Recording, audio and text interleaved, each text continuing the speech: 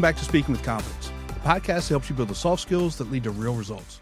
Communication, storytelling, public speaking, and showing up with confidence in every conversation that counts. I'm Tim Newman, a recovering college professor turned communication coach, and I'm thrilled to guide you on a journey to becoming a powerful communicator. Today's guest is Patrick Vanderbrecht. Patrick is a business partner of Dr. Robert Cialdini, who wrote the book Influence, The Psychology of Persuasion, which is considered by many top CEOs to be the best business book of all time. Patrick is a founding member of the Cialdini Institute and a Cialdini Institute licensed trainer, and has been teaching ethical persuasion to professionals and teams since the year 2000.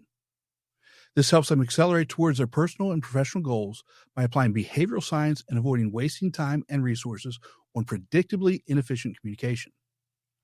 Patrick also co-authored the book How to Hear Yes More Often in 2024 and has started his own podcast, Ethical Persuasion Unlocked.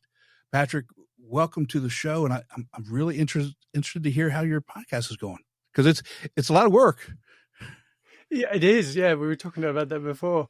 Thank you for having me on the show. I've been really looking forward to this because there's so much ethical persuasion that people can inject into giving a presentation. And we did our little pre-chat, and our little pre-chat was like an hour. We were getting along so well with the ideas that we were already floating with what we could share.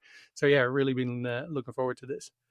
Yeah, it's always easier to talk with people when you're interested in what they're doing, and there's a lot of synergy that goes along with that, and you're kind of thinking along the same lines, and the whole idea of ethical persuasion for me, when we talked about it, it's fascinating because I never really thought about it from the perspective that we talked about it, and we're really going to kind of get into that today. And I learned a ton, and I'm sure our listeners are going to learn a ton as we go through this. And you're a certified trainer under Dr. Cialdini, and if you're in the communication space or the leadership space, everybody knows who he is. I mean, he's kind of a big deal. But what first drew you to the persuasion science, and how did that connection with Dr. Cialdini actually come about for you? Yeah, sure. So that takes me back a bit. So that makes me feel old. Before the turn of the century. Yeah, how about that? I was a sales rep, and I was selling scuba diving equipment. I worked for a wholesaler, and I'm based in Australia, in Melbourne. And so I was looking after the states of Victoria, South Australia, and the island of Tasmania, which is a pretty decent size. I mean, Australia is about the size of the United States. So I had a decent chunk of that. So I was driving everywhere. My car was like a rolling university, playing cassette tapes for those of us who still know what that is. Yes, sir. And I was visiting retailers, and I'm easy enough to get along with, and I was a dive instructor myself, so I loved working in that industry. And I had a good relationship with my retailers, but I wasn't really getting the growth in my territory that I think the amount of effort I was putting in should have produced. And I did see that some of my competitors managed to sort of wiggle their way into, getting some larger orders and those sorts of things, sometimes based on, on sort of pretenses that weren't exactly ethical, let's say. And so I wanted to do better, but I didn't want to lie, cheat, or deceive either. And so at the time, my boss had a business coach that was helping him to grow his business. And that business coach basically had the idea to train us sales reps to sort of be business coaches so we could help our retailers, which love diving but aren't necessarily good business operators, to help them grow their business. And so we did simple things like sales training and goal setting and those sorts of things. And anyway, this business coach, John McDonald's, his name was, I hope he's still around, but he was a mature gentleman back then. He was local to Melbourne, and he said, if you're ever in the area, any questions about what we're implementing, drop by. And so I don't know if you've ever met a Dutch person on holiday and you mistakenly say, if you're ever in the United States, your place to stay, come over to us. Don't say that to Dutch people. They turn up. They right? show up, huh? That's right. And so did I. So I, very soon I was in his office. I mean, I knew what this guy charged per hour. So if you invite me to come and talk to you, I'll come. And so anyway, he sort of liked how I like to implement the strategies. And if something didn't work, I wouldn't just dismiss it. I would go, what am I doing wrong here? How do I make Right. this work? And he appreciated that in me. I'm sure, when you teach other people how to do things, some people, they just to give it one go and then give up on it. Mm-hmm. And John was lending me educational series, cassette tape sets, right? I mean, now you can go to Audible, or, for a few dollars, you can listen to amazing books. But Right. 20 years ago, those 8 cassette tapes for $1,200, right? It was not uncommon. And he lent me these series, which was incredibly generous and valuable. And so I was listening to that. Anyway, there was this program called Mind Capture. Dr. Cialdini was on there with 2 cassette tapes. And I was hooked. As in, it's really interesting because behavioral science is interesting, fascinating, funny, and sometimes absolutely terrifying, but always interesting. And it's so potent, as in, and you don't need to lie, cheat, little things, just bringing the right pieces of information to the surface. Anyway, make a long story short, or shorter, I was faced with the challenge at work. I'd taken on a new brand. It was a dry diving suit. And it was an awesome suit, and I used those suits in the past myself. And best suit I ever dived in terms of its makeup. But what I didn't know is that the year before, they had a screw up, and they changed the manufacturers of the inner membrane that's supposed to keep you dry, and they all delaminated, and every single suit they sold last year had to be replaced. And I didn't know that. So I'm going into my retailers, happy as Larry. So, look what I've got, right? And my retailers are like, they liked me because they knew me already, but they laughed at me. They go, we're not touching that again after the dramas from last year. And so here I was, I've got this awesome product. Now it was awesome, or again, and my retailers don't want to have a bar of it. And so I can't quote him exactly, but what's his name from The Martian, the movie, right? I'm going to have to science this really hard. And so I looked in the situation. What's there? What can I use? What I've learned from Dr. Cialdini in these tapes. And to make the long story shorter, within 18 months, we were market leader. And so ever since, I've loved and been fascinated with this topic. I reached out to Dr. Cialdini that, goodness, I'm so passionate about your work. I'd love to share it over here. And he said, listen, provided you tell people where it came from, good luck with your endeavors. And so ever since, I've been teaching the industries that I was into, how this works. And of course, did more training over time. But I remember that feeling of when the penny drops and you go, are you serious? It's that simple. And this is how it works. And I love seeing that in an audience when I've got a whole bunch of people in front of me and we go into the science of human decision making and then into the principles. You see the eyes get a little bigger and I go, you what, right? And so I'm hoping we can't see it, right, with our audience today, but I'm hoping there'll be similar sort of experiences happening to those, listening to this podcast as well. And I'm sure. So let me follow up with that, just so everybody can get a really good understanding of that. I mean, you describe yourself as an ethical persuasion specialist. What does that mean in practical terms for someone who's a general person in everyday business communication, maybe communicating on a stage, but just in common terms, so everybody understands what we're really talking about here? Right. So I help people to be ethically more persuasive using behavioral science so that when we make a request of someone, and this absolutely doesn't have to be sales related. Mm-hmm. Of course, typically in organizations where I come in first is a sales department because that brings money in the till, right? But if you're trying to, whenever you verbally communicate with someone and you need the cooperation from the other person, you will be reliant on your persuasive abilities, which we all have to a large or small extent. And so it doesn't matter if you're trying to get somebody to buy your product or service.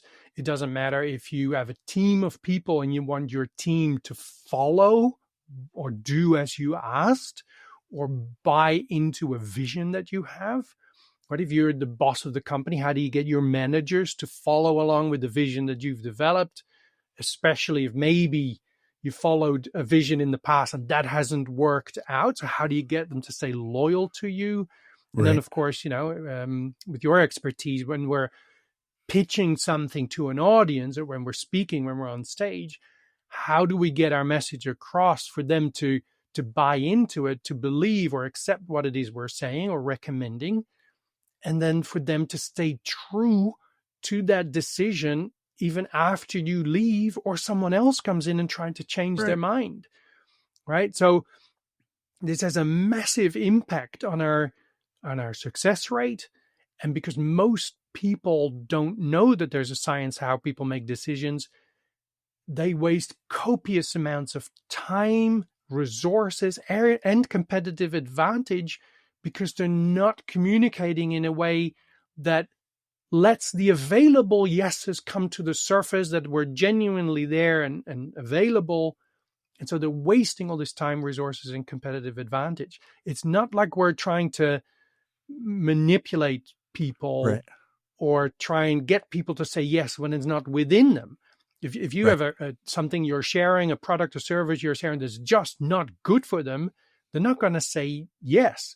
But as we'll get into, often when people say no to you, it's not actually no, it's indecision. And that is responsible for a lot of wasted success. That's a really good, really good point. No doesn't necessarily mean no. That's a key point that I think probably needs to be said more often, so that not only do the people that are doing the selling, and I'm using air fingers quote selling here, as well as the people that are being sold to. Think about it from a different perspective with kids, right? I mean, it's no different than raising kids and trying to get them to understand why you have some of the rules that you do, why you want them to do the things that you want them to do. It's really falls into this as well. And when they don't, right? I mean, go ahead. Yeah, no, I was just going to say, you're right. You're spot on. This isn't just professional. This is a life skill. Mm-hmm. How it works professionally and privately, right? With your kids, getting to do their homework, clean up their room, right? Or buy into, a philosophy, a vision that you have for the family, your partner, right? I mean, if you're got these ideas of that you want to go to a certain country on a holiday or something, well, you're going to have to convince people, right? So this comes back everywhere. Exactly. And now let's take it another step. Okay. 90% of the decisions come from the intuitive brain. How does that understanding change, the way that we should communicate that, or the way that we should communicate, period? I think maybe this would be a good time for us to dive a little bit into the science of human decision-making. Would that be a good idea, Tim? Yeah. Mm-hmm. All right, cool. All right, so I'm going to lean on the work of Professor Daniel Kahneman, who died in 2024, unfortunately. But he was a professor in psychology and a behavioral scientist. And he won a Nobel Prize in 2002 in economics, which is a bit unexpected, right? I mean, normally you win a Nobel Prize for making an extraordinary contribution to that field. So what did a behavioral scientist come up with that had such an impact on economics? And it was because a large part of his work was about the decision-making process. And so he basically disproved something that old economics thought was the case. Old economics thought people are logical, rational creatures, and we would therefore use logic and reason to formulate our decisions. And Daniel Kahneman proved that that was wrong. And that largely got him the Nobel Prize. So when it comes to decision-making, Daniel Kahneman says the brain, your audience's brain has two parts, system 1 and system 2. System 1 is fast. It's an unconscious brain that works automatically. And it's sort of outside of our outside of our conscious control. and it helps us make a lot of decisions, and it often works based on shortcuts, rules of thumb. Mm-hmm. So, for example, you want to buy something that you don't know too much about, and you could delay your decision. You could go to the library and read books on that particular topic. You could go and do some courses and some workshop about whatever this thing is you want to purchase or make a decision about. And then 5 months later, you could come back to the situation and make an educated decision about this topic. Well, that's lovely, but most of us don't have the time to do that, right? So the shortcut might surface in our subconscious in terms of, you know what? Expensive equals good. Yes. We've learned that most of the time, if we spend a little bit more money, we often get something that's better quality, lasts us longer, better suited to purpose. And so expensive equals good is a shortcut that allows us to make a quicker decision. If I'm buying this monitor, these speakers, this front door for my house, Mm-hmm. if I don't know too much about it, you know what? If I just spend a bit more money than I was thinking I would be spending, then I'll probably get something that's better. And you know what? That's exactly right. Because we've learned from experience that this rule works most of the time, not always. Most of the time. That's why we say system one is error prone, because it works on these shortcuts and it sometimes gets it wrong, but it works most of the time. And that's why it's very convenient to take these shortcuts. All right. So on the other side, we have system two. System two is the logical, rational part of the brain. This works slowly. This costs a lot of effort to run. And Daniel Kahneman refers to it as the lazy controller. It often doesn't even want to engage unless it's forced to. It's quite happy to take the recommendations from system one. Now, system two, we need system two to, let's say, dissect a logical argument. Or, let's say, compared to washing machines that you're looking at buying or something like that. And so the caveat with system two is that it requires our attention. It doesn't work if we don't have attention. And all of us have a limited budget for attention. And so Daniel Kahneman demonstrates in 2002, like you highlighted, 90% of our decisions are made by system one. On autopilot, automatically, subconsciously. Later studies say that that's now 95%. We're getting even higher. Mm-hmm. And that means that that logical part of the brain is only in charge of, let's say, 5% of the decisions. Now, here lies a couple of truths. First of all, why is this percentage increasing? Well, that has to do with our attention span. We live as in what Dr. Cialdini would call the most information overloaded, stimulus saturated environment that has ever existed on the planet, right? And so we have so many decisions to make, we rely more on these shortcuts. Otherwise, we can't get through the day. And so this attention span of ours, this is also reducing in length. We used to have an attention span of 20 minutes in the 80s. You might be familiar with the story of the goldfish and it having an attention span of 9 seconds. Our attention span is now 7 seconds, right? And we've all been there. The internet had a big impact on us, right? We get a lot of information, a lot of access to things. So we could, more decisions were, across our paths. But the smartphone was sort of the final nail in the coffin, I suppose. You take that thing off flight mode, you unlock it, you want to make a phone call, right? Immediately 26 apps are popping up because they want your attention. That's 26 decisions you have to make if you need to interact with them. Goodness, you might open one, right? Now there's a message from him, message from her. This takes you to an article, a video. 20 minutes later, you put the phone down and you go, I forgot what what I did was I pick doing. that thing up for? Exactly. It happens to me 5 or 10 times a day. Exactly. Right.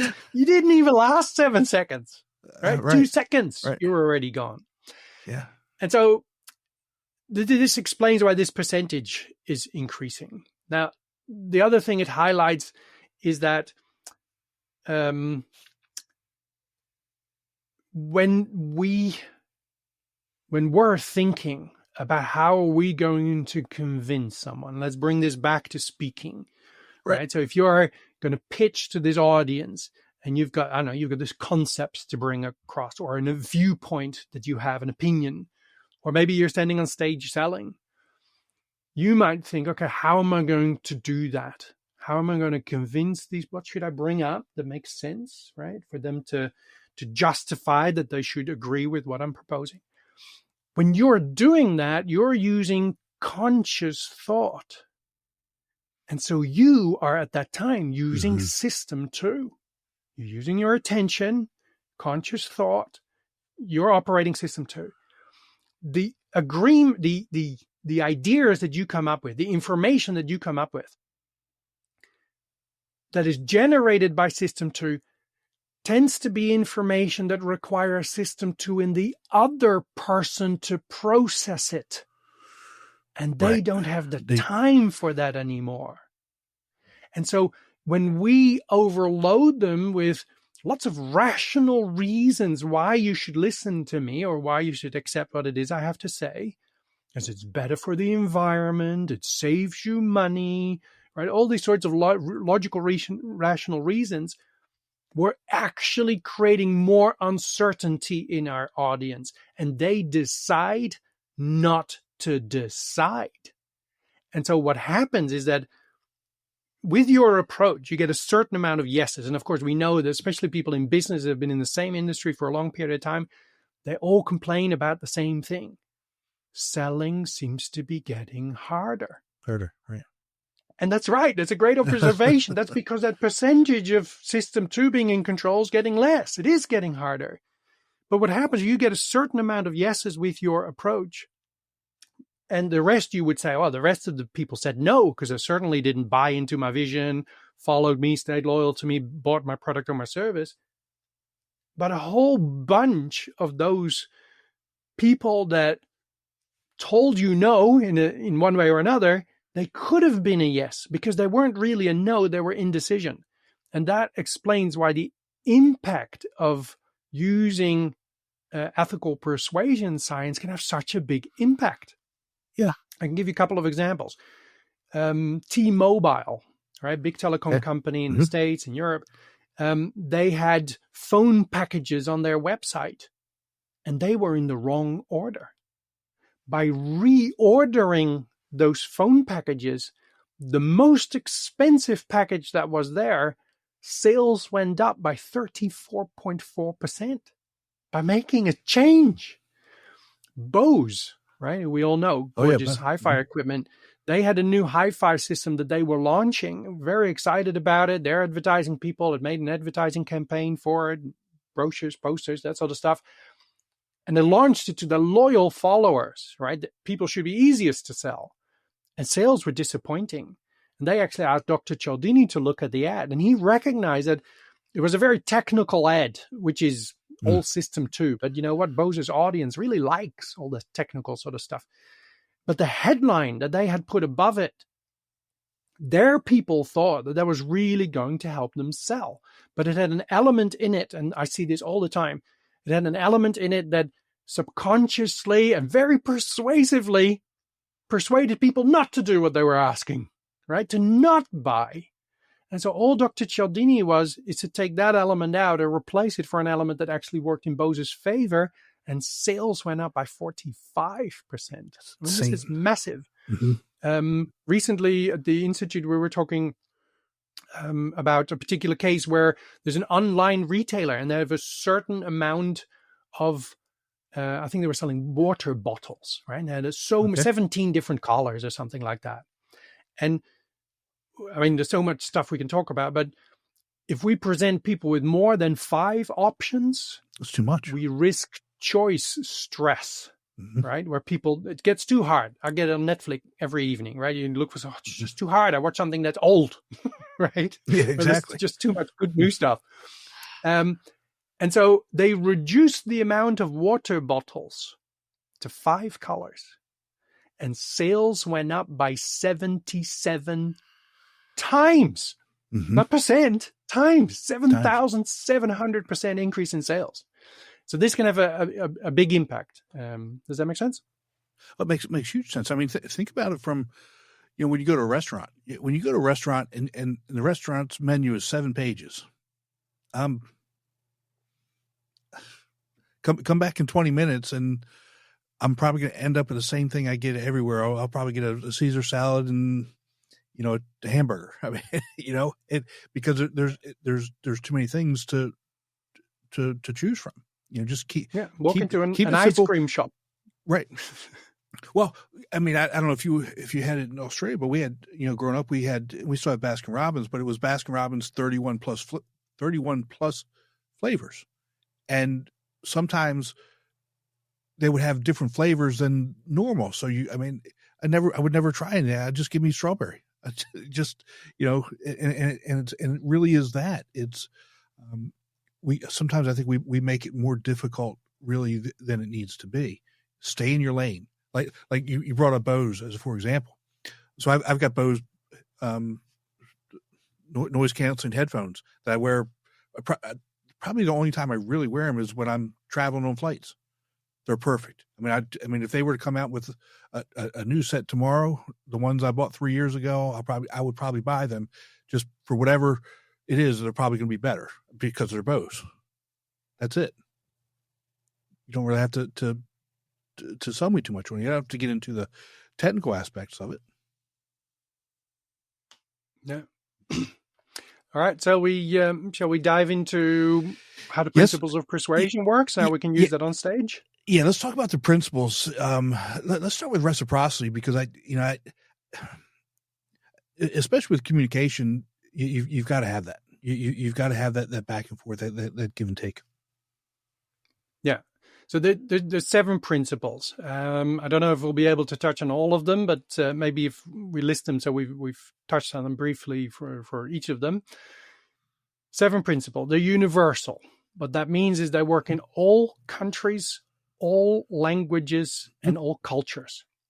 And that's very important now. This is, in terms of a skill, this is something that works for everybody who's inside your culture, because of course our cultures are very intermixed. Right. But it's so easy now to do business or speak somewhere in other countries. Right. And so this is a skill that works everywhere.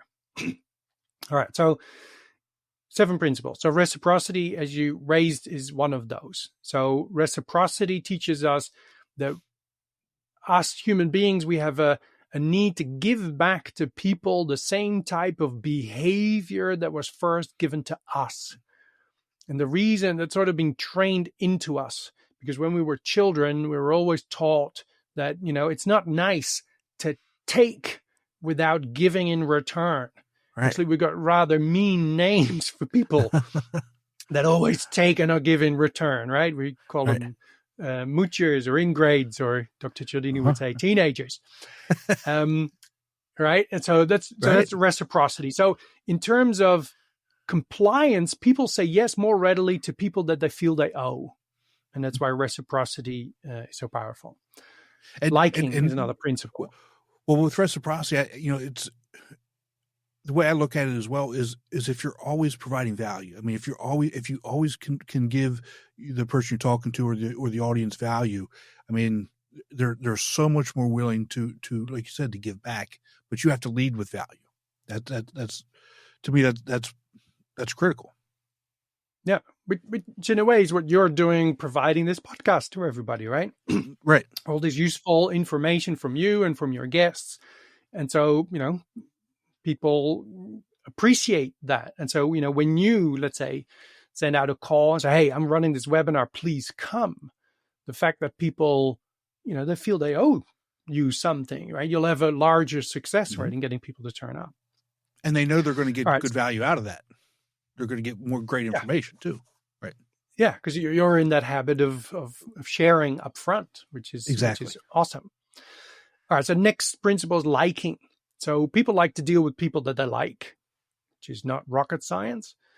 But to get a little bit more nitpicky and fine tune that a little bit, people like to deal with people that they feel like them.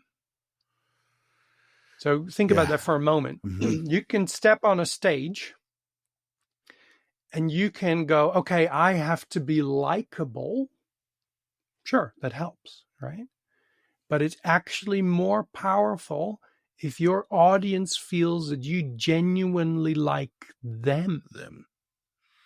Because if you like them, well, then they're going to be safe with you, right? Because if you like them, you're going to look after them. That's what people do that like each other. So that's actually more powerful than being likable. And people like people who like them and say so. Yes. Which is a long way around to say people like compliments, genuine compliments. We can circle back to that. I'm hoping you're taking notes on what you think your audience likes the most out of this, and we can circle back to that. Okay. All right. Liking. Next principle could be unity, which is the 7th principle that was introduced to us last in 2015 by Dr. Cialdini after additional research. So unity is often confused with liking. Liking is about, and I forgot to mention that people like people that are similar to them. Yes. All right. That's part of liking. Unity is about a feeling of community that we both feel part of. And so localism, as in if we came from the same area, went to the same school together, right? You've had that. You're sitting in the airport talking to someone and wow, they went to the same school as you a year before, a year after or something, right? And all of a sudden you got this familiarity toward each other. Well, you could have that with the next person you got a business deal with, but not if you don't do any homework, right? So we need to find out if there's a community that we feel part of. Co-creation is also part of unity. If we can work together on something, we have ownership of it together and we're more loyal to that. Okay. Then let's go to social proof. Social proof. This is one most people are very familiar with, right? When we shop online, we look at reviews from other people and review scores. That's a whole different cool topic to talk about. But if in your business you're collecting online reviews and you think that that's important and awesome, well, then I applaud you for doing it in the first place. But let me slap you awake that there's so much more in social proof than just getting reviews. Equally powerful stuff. So social proof is powered by the rule that people follow the leads of others, especially when we are uncertain and when the others are numerous and similar to us.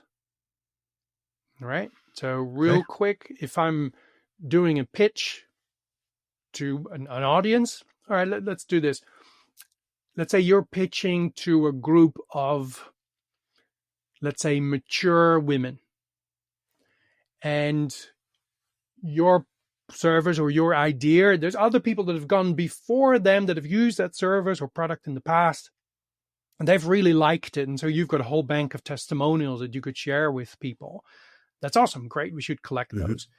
Now, if you present to this audience of mature women 5 testimonials of mature men that used your product or service and were happy with it, it's still good. It's still social proof.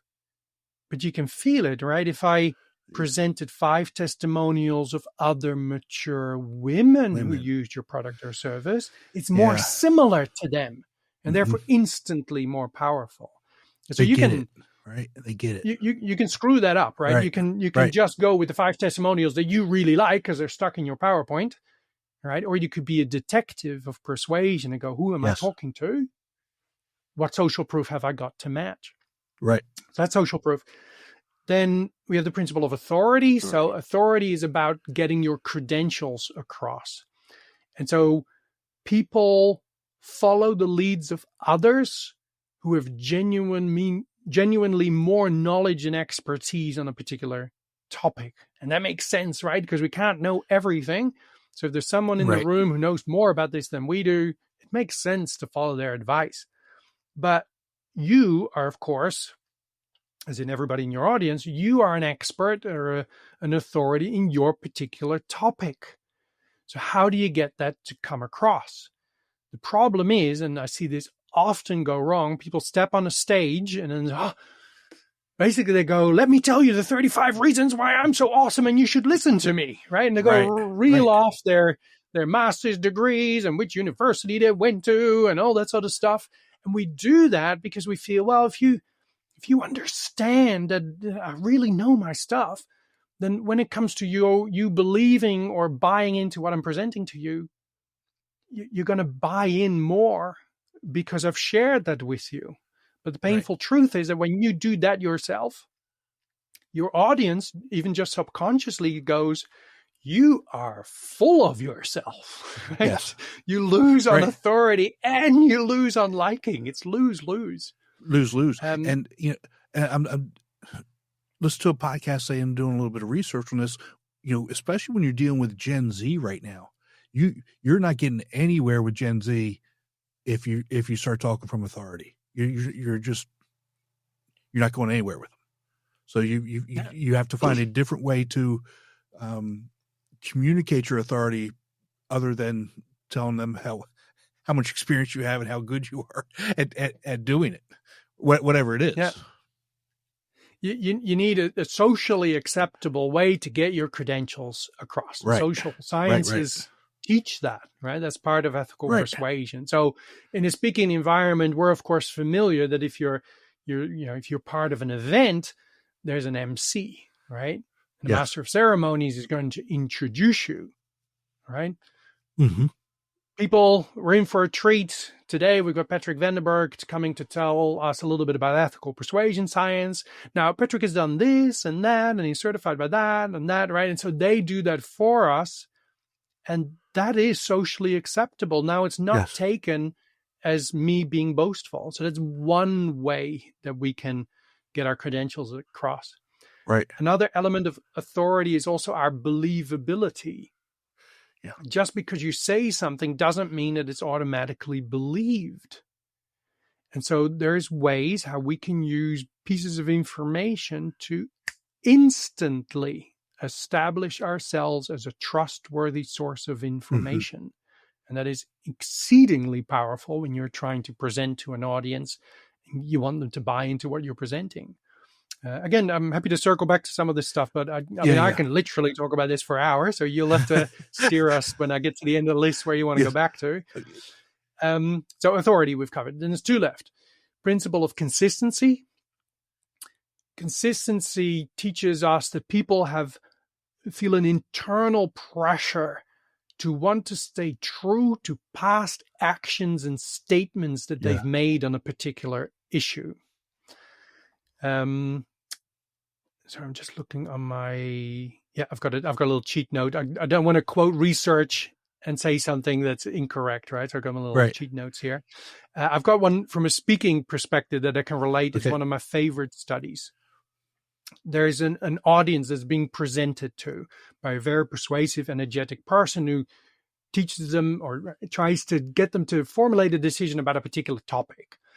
At the end of the talk, the audience is split into three groups. 1/3 of the audience is asked to make a decision about what was just presented and keep the decision in their head.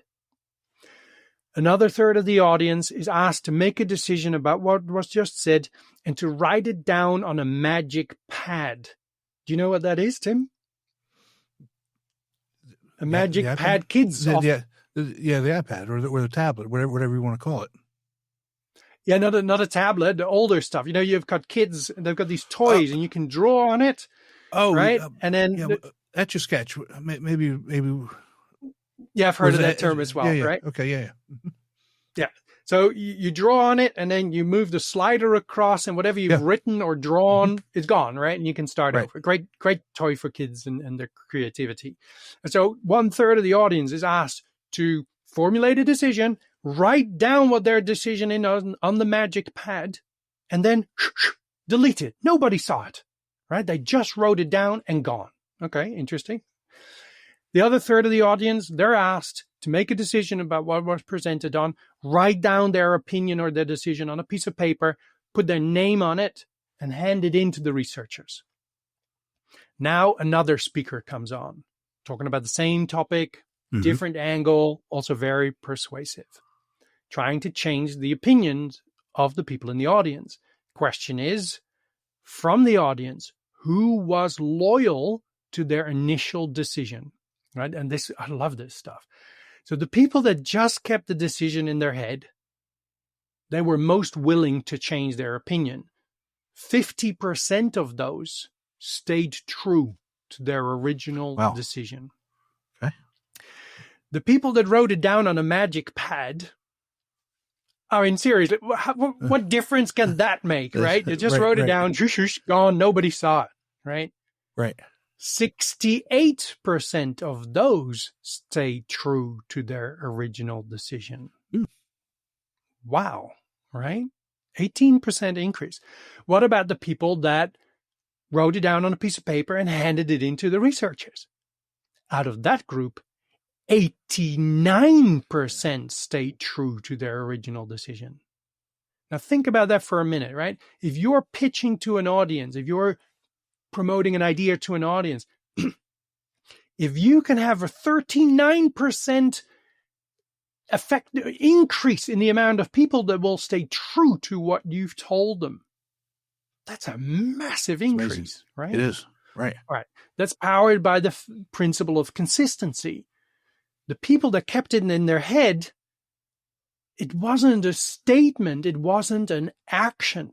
The people that wrote it down, it wasn't public, but it was still an action. An action, right. So that made them more loyal to it.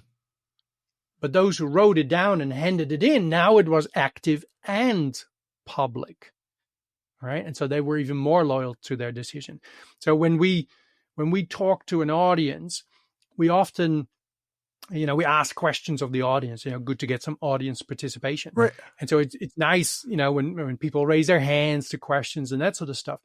If you can ask them to answer a question, which is a commitment, really, right? As in, it could be at any sort of topic, right? I mean, let's say you're going into an environmental direction, right? And you need a corporation to do something. At the end of that message, you could start off with saying, okay, who here thinks that the environment is important for us and we need to look after that, right? And you raise your hand and all the hands go up because, of course, everybody cares about the environment, right? So they've now made an active and public statement, right, that this was important to them. Their buddy next to them saw them raise their hand. The person behind them that they don't even know saw them raise their hand. Now, when later, 45 minutes later, or 10 minutes later, when you come with your proposal, which is good for the environment, it becomes harder to say no, right? Yes. I mean, inside of them, they would have the same motivation, same care about the environment, but the fact that they made it public. Now sort of they get that internal pressure. Does that make sense? Yeah, makes a lot of sense. And it's like I said, it's the action. It's just like anything else. I think, when you want somebody to write their goals down, that's the first step in making them happen, because of you've taken that action. And then you have to post them. Now you've taken a second step to do that, right? And so the more you get somebody to do something, to act, like you said, actively do something, the harder it is for them to go against that or to step back from it. Yeah, actually, in my podcast, in my first episode, I highlight another study in relation to goal setting, and it's a shocking realization if you go through that. But yeah, so that's consistency. So we want to organize for our audience to have an opportunity to publicly state about their values or what they think is important to them, so that when our proposal at the end aligns with what they said was important to them, which I think is highly ethical for you to craft something that meets their needs exactly, then that aligns it more with them and they're more likely to follow through with that decision. All right. And then lastly, we got the principle of scarcity, which intuitively we know how that works. When things are less available, we perceive them to be more valuable. And I just love this study. They had 2 jars with cookies, right? Sorry, but they had these cookies. Cookies are all the same, right? And so they had one jar. They put 10 cookies in the jar, and they asked half of the people to take one cookie out of the jar that had 10 cookies in it, taste it, and then, give an opinion about, or, how good quality it was, how much money they might be able to be sold for, if there were, qualitative cookie and those sorts of things, and the taste, right? So half of the audience took that cookie out of a jar with 10. The other half of the audience got the exact same cookie from the exact same or same size jar, but it only had 2 cookies in it. Right? I mean, it's the same cookie, right? How can this make a difference? Right? So it's the only difference, right? The first group takes 1 cookie out of 10 cookies, and the other group takes 1 cookie out of where there's just 2 cookies. Right? You know where I'm going with this, right? Of course, the people that took the cookie out of a jar that only had 2 in it valued it more. It could fetch a better price. It was higher quality. All these identifiers. It tasted so much better. Everything was perceived to be more valuable, but Tim, not the taste.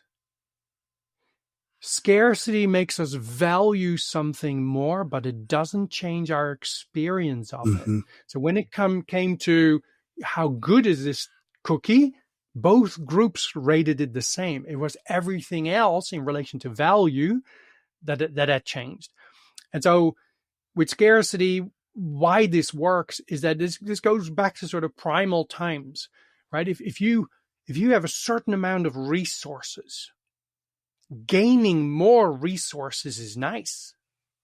Yes. But if you lose resources, that could be deadly, right? Yes. Could be Absolutely, dramatic. right. So we're far more in tuned to what we stand to lose than what we stand to gain. Now, I would bet that probably 95% of your audience, if they're talking and they're standing there talking to a group of people, and it doesn't matter if they're selling something or if they're pitching an idea, I would bet that 95% of them would be highlighting what their audience stands to gain from moving in your direction, either buying it or the service, or buying into your vision or your movement. They're using gain language. Right? It's good for the environment. It saves you money. You get there faster. And research will indicate that if you just use language that highlighted the avoidance of loss, you could easily be twice more effective with your language. So we need to mix it up a bit. Instead of saying what people stand to gain if they do this or go along with this, we should highlight what they will not get. Will not gain, if they don't do this. Or what's it going to cost you if you don't do it? What's the if it's going to cost you this to do it, what's going to cost you if you don't do it, right? I mean, that's another, that gets people really upset. Oh my gosh, I can't lose that much, So it's some of these things are really so simple that it's hard to believe that we have to be told and convinced to do them. And let's look at take consistency as a for example. Even if you were to say, you know what, I know I wrote this down, that this is what I would do, but I've changed my mind, and this is why I changed my mind. How does that also relate to the likeness factor going up? How does it also relate to the idea of the social proof going up, especially with somebody who has some credibility? Let's just say you're on stage and you're talking about let's take your wetsuits as a for example, your dry suits for example, right? You know what? I really liked this brand before, and it really had a problem, and I've changed my mind. So now I think this brand is better, but this brand over here changed the way they did their manufacturing, changed the materials, and it's back on top. So I really do believe that this is the better brand.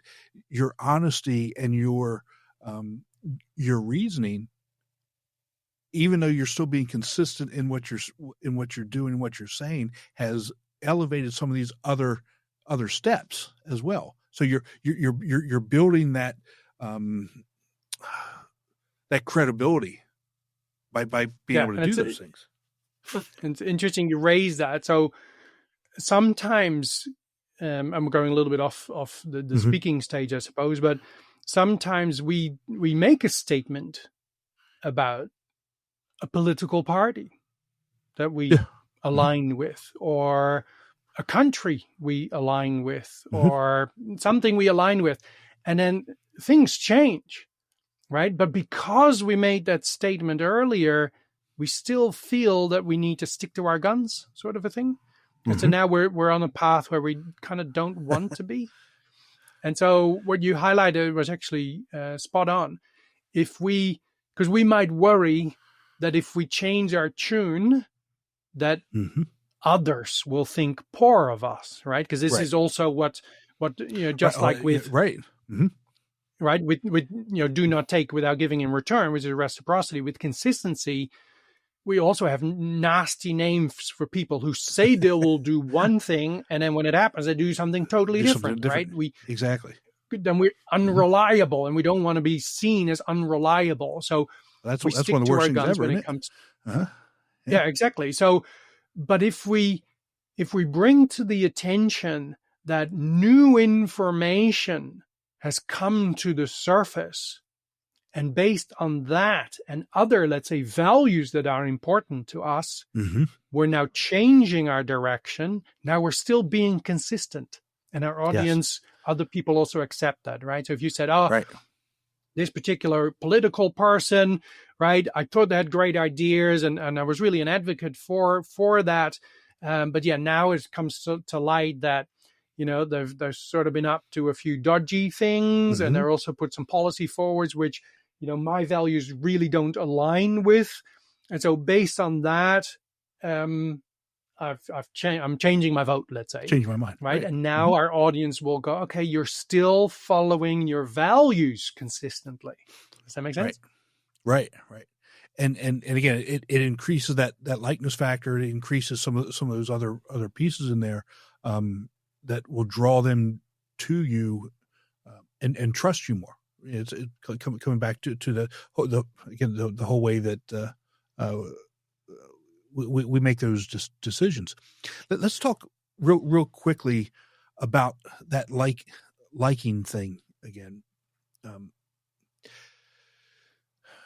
Liking and unity. It's interesting to me for any number of different reasons, especially in the era of social media. We didn't grow up with social media. We grew up with talking to somebody face to face. How is it that we put so much value in people that we don't know what they say about us? And how does that come into play in this process?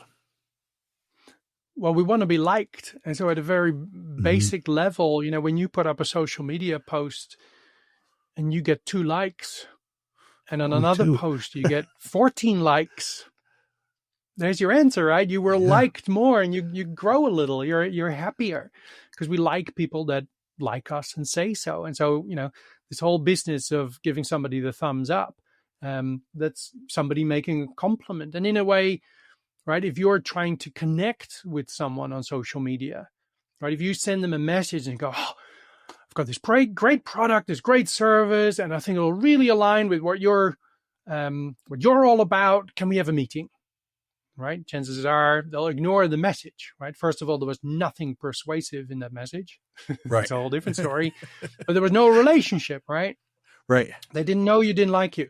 Where if you, let's say, followed that person first genuinely and went into their social media feed, and when there were posts that they made that you genuinely liked them, right, or liked that post, you of course like the post, but you might also engage with a message on that post. Right. Maybe ask a question that enables that person to then sort of dive in a little deeper about that topic, right? Because we all know that, if you write 3 words as in great post, that doesn't really help somebody with the social media. If you write a paragraph, and all the algorithms go, oh, hang on, there's a real conversation happening. Right. And so you are helping them to achieve their goal, which is also liking. And, you're complimenting them on their post, you're engaging with them.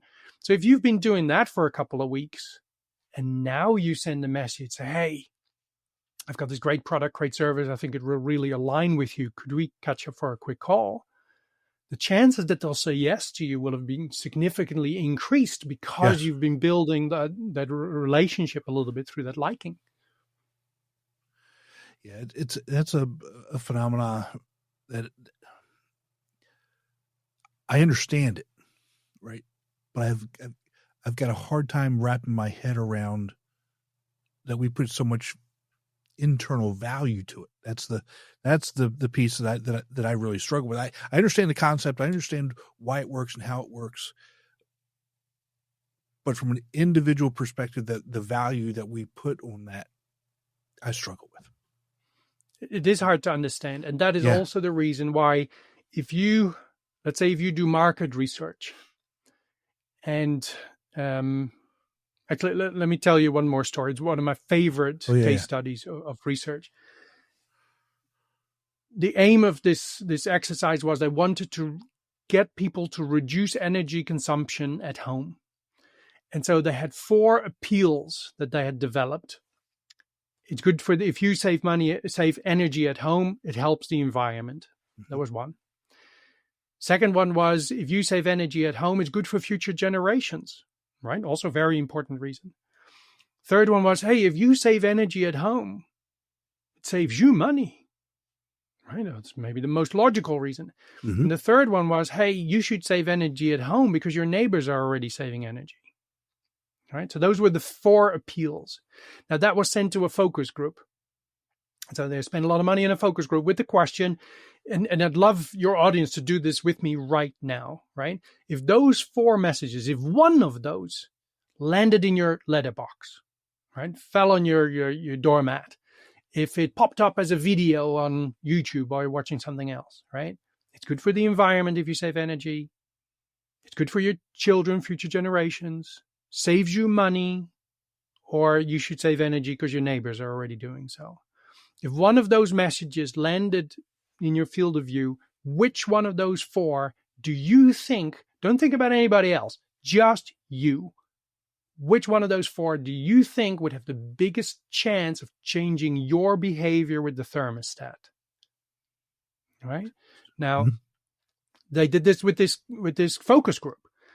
And so the vast majority of people in the focus group said environment, right? As in, if that message came to me, that'll probably swing it for me, right? That's probably why I go, I really ought to, turn the air conditioning down a little bit more. After that was future generations, but it was nearly about half of environment. And closely after that, also, of course, less than half of environment was saving money. And, well, the fact that my neighbors are saving energy. I mean, if my neighbors jump off the bridge, I don't jump off the bridge either, right? Right. Neighbors ranked nobody voted for that, right? Now, why I love this case study so much is that if that was your business, right? If you've invested money in a focus group, based on those answers, when you're now going to invest, I don't know, $50,000, $100,000 in an advertising campaign to achieve what it is you're trying to achieve, well, you would go with the environmental message, right? Based on what you've learned, right? Because that ranked the highest in the focus group. But in this case, they didn't do that. They sent all 4 messages into the environment anyway. One suburb, I don't know, 50,000 people, got the environmental appeal. Another suburb got the future generations. Another suburb saves you money. And another suburb got the your neighbors are already saving energy. And now we watched to see in which suburb do we actually see the behavior that we're after. What's the winner compared to what the focus group said it would be? And the focus group said environment, absolutely, right? Future generation saving money, about half of that, and almost nobody voted for the news of the neighbors. Where in reality, those 3 did not hardly rank with actually changing behavior. It was the suburb that were told about the neighbors where we saw all the change in behavior. We achieved the results. And that leads me to the point that, because you ask, you got a hard time, or people can have a hard time wrapping their head around that this has such an impact. The thing to remember is that unless you know the science, we have very little idea of what changes our behavior. And that's why it's completely pointless going to a focus group and asking them, what do you think will change your behavior? People don't know what actually changes their behavior. And that's also empowering. If we know this science, then you can go like I did with the dry diving suits. You go, okay, what have I got here, right? What is genuinely there? Wow. Can I use reciprocity? Can I use liking? And now you're using your system too, your logical brain to come up with the pieces of information that allow system one in your audience's brain to make an easier yes decision. And that's where we get all the results. That's amazing. Especially with that when you flipped it, when they sent it out to the different, subdivisions, I figured it saves me money would be number one, because everybody really going cares about themselves. Right. But it's right. It's fascinating. Just fascinating. It is, isn't it? It is. Well, Patrick, thank you so much for spending some time with us today. Tons of great information, and we could go on for another 2 or 3 hours with this, but where can people connect with you to get more information? Sure. And thank you for asking. Of course, I have a website, ethicalpersuasion.com.au, because I'm in Australia. There's also some complimentary things I can give you access to, and maybe we can do that, put a link in the show notes as well. Yeah. If you're on the website anyway, go to navigation bar, free. We have a downloadable ebook. And don't worry, no name or email address required. You just right-click and download. And there's also a 7-day email challenge where you get a nugget of Persuasion Gold delivered to your inbox every day. I have started, as you mentioned, my own podcast, and it's called Ethical Persuasion Unlocked. Focuses on persuasion, but also business growth in general. And it's just sort of kicked off. We've got the first episodes up right now, and I would seriously urge you to listen to the first 4, especially the second one dives much deeper into the science of human decision-making, which I'm sure your audience will find fascinating. Yes. And of course, people can find me on social media. And the book I wrote, How to Hear Yes More Often, is also very beneficial. It's a practical look at how to use persuasion science. So if you haven't got Dr. Cialdini's book yet, nice idea to buy those 2 books together, Influence and How to Hear Yes More Often. So you got the sort of background information. It doesn't quite teach you how to use it in practice, right? You really got to do some formal training to do that. And of course, that's what I'm available to do for individuals even, and of course also teams, keynotes, workshops, or more dedicated training. And I will put all those links in the show notes. I've got a bunch of them. I'll make sure that we get them all. But again, Patrick, thank you so much for the time and all the great information that you gave us. Tons of value in this episode, and we'll talk to you real soon. That'd be great. And if somebody gets something from this episode, given that Tim and myself have shared so much with you, I know what Tim would love to see is some evidence that you like these episodes. We were talking before, right? Sometimes it's hard to hear what our audience appreciates. And so if you've listened to this and you've enjoyed this, head to Tim's social media feeds and put a comment somewhere. You can say, listen to an episode. I've listened to the episode with Patrick, and just let him know that you appreciate what he's sharing with you. And Patrick, I do appreciate that, because like you said, a lot of times we don't really know. We see the numbers of when they're listening and that sort of thing. But anytime we can get some feedback, we love the feedback. Love it. Awesome. You take care of yourself, and we'll talk real soon. Be sure to visit speakingwithconfidencepodcast.com to get your free ebook, The Top 21 Challenges for Public Speakers and How to Overcome Them. You can also register for the Formula for Public Speaking course. Always remember, your voice has the power to change the world. We'll talk to you next time.